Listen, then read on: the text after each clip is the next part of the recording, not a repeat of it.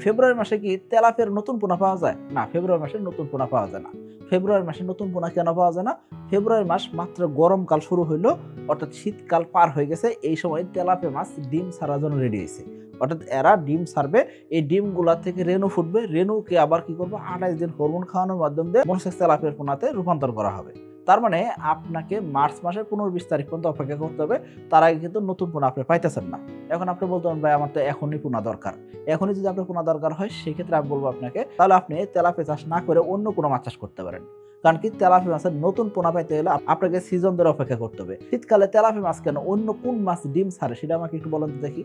শুধুমাত্র কার্পু মাছ শীতের সময় ডিম বা রেণু ছাড়ে থাকে। অন্য কোনো মাছ কিন্তু শীতের সময় রেণু বা ডিম ছাড়ে না।